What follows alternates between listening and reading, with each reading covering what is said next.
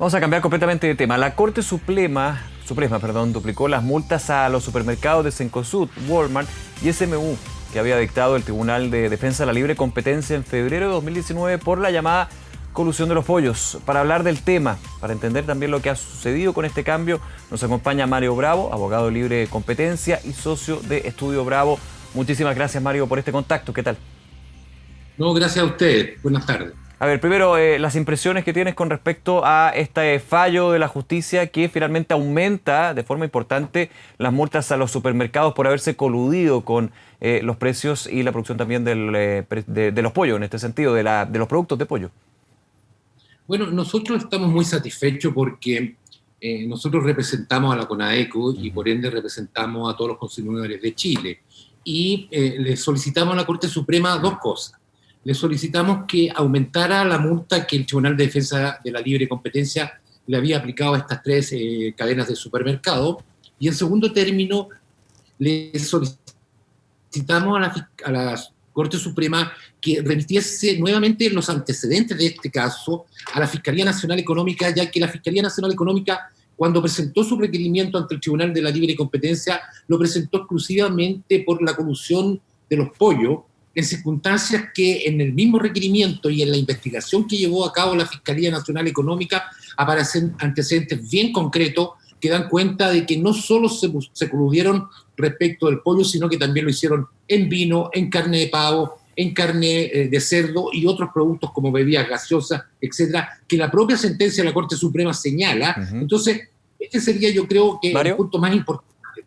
sí, quiero profundizar un segundito en ese punto para entender. La Corte Suprema entonces da lugar con ese requerimiento, con ese recurso justamente que busca ampliar lo que es la investigación a otros productos. Es devuelto de alguna manera a la Fiscalía Nacional Económica. ¿Significa esta decisión que podría ampliarse también las pesquisas para otros productos donde podría eventualmente haber habido una colusión?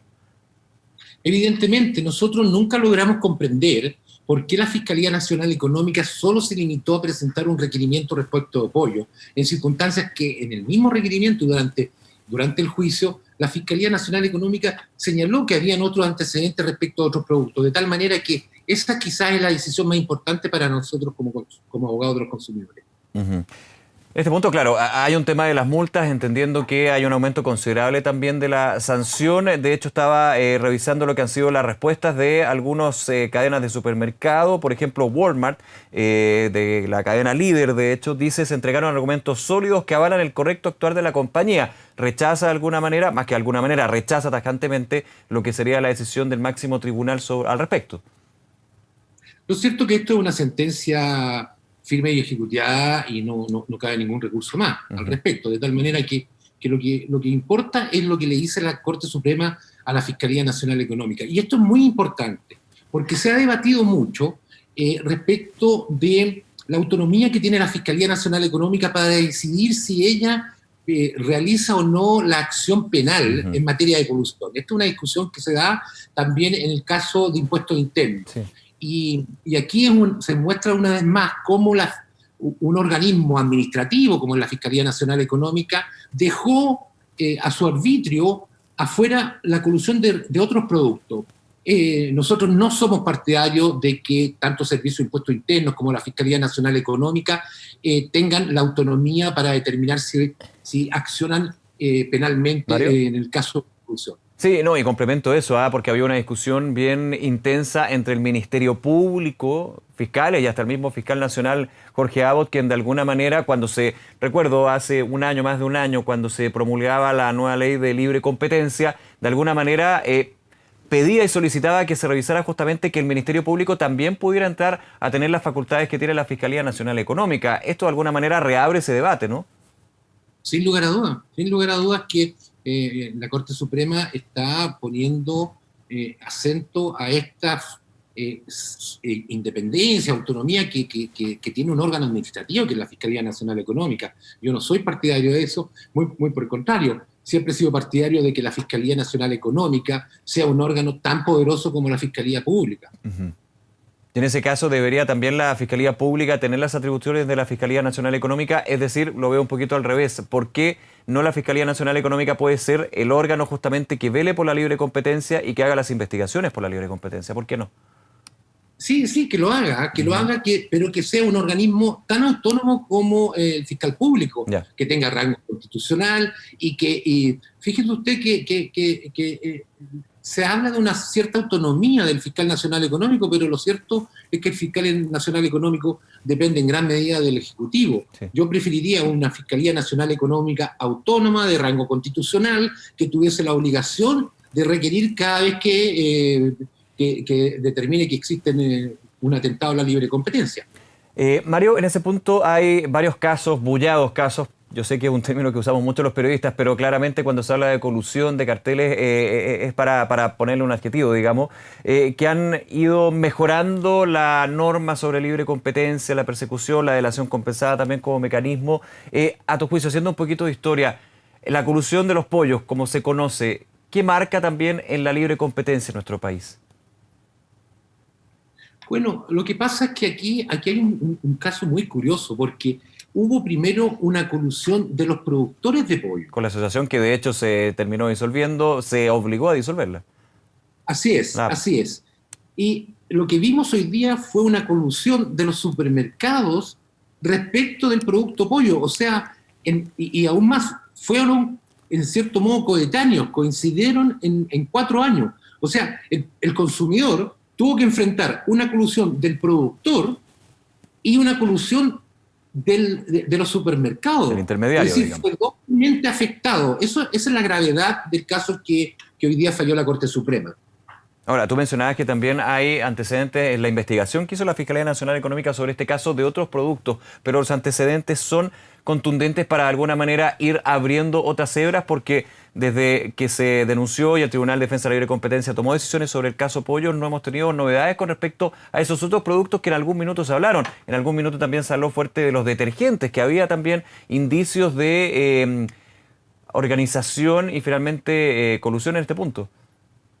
Bueno, si tú lees el fallo de la Corte Suprema, la Corte Suprema hace referencia a una serie de productos, incluye el vino, las bebidas gaseosas, la carne de pavo, la carne de cerdo.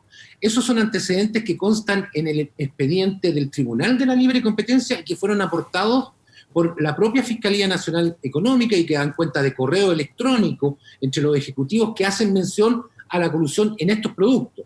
La Fiscalía Nacional Económica tiene una investigación mucho más amplia que desconocemos, tanto la Corte Suprema como el Tribunal de la Libre Competencia, como los abogados de los consumidores, desconocemos. Pero lo que sí sabemos es que hay antecedentes en el propio proceso que acompañó la propia Fiscalía Nacional Económica de correos electrónicos que dan cuenta de colusión respecto a otros productos. Lo cierto es que nunca hemos podido entender por qué la Fiscalía Nacional Económica no requirió respecto de esos productos y esperamos que acoja lo que señala la Corte Suprema, que le remite los antecedentes, le dice, oiga, inicie una investigación respecto de los otros productos. Mario Bravo, por último, la Corte Suprema eleva las multas, pero también te hago la pregunta desde la expertise, ¿abre también la posibilidad de compensaciones, eventuales compensaciones de los supermercados a los consumidores, tomando como referencia y estructura lo que sucedió con la colusión del tissue, que de alguna manera ya muestra que se puede lograr ese tipo de compensaciones? Mira, sin lugar a duda, la ley contempla la posibilidad de demandar indemnización de perjuicio y evidentemente mis mandantes, que es la CONADECU, a quien desde ya le agradezco que nos haya confiado este caso y además quiero darle el agradecimiento a toda la gente que trabaja en CONADECU, a la secretaria, a los profesionales, porque realmente hacen una labor de estar todos los días recibiendo los reclamos de la gente. Así que quiero agradecer a toda la gente que trabaja en CONADECU y además queremos entregarle este trabajo a toda la gente que hoy día está pasándolo muy mal. Son 21 millones de dólares que entran a las arcas fiscales y que nosotros esperamos que el Estado sepa utilizarlos bien en estos momentos tan duros. Efectivamente se puede presentar una demanda indemnizatoria, lo vamos a analizar, vamos a ver qué nos dice nuestro mandante CONADECU, pero quiero advertirte una cosa, el único caso en que ha habido una indemnización a todos los consumidores ha sido el caso del papel higiénico, y la verdad que ese fue un acuerdo que se llegó con la papelera. Seguimos en el juicio contra la otra papelera con SCA, y en el caso de los pollos nunca se consiguió una indemnización. Y bueno, vamos a seguir. De hecho, en el caso del papel confort se aplicó lo que es la delación compensada con CMPC en su minuto.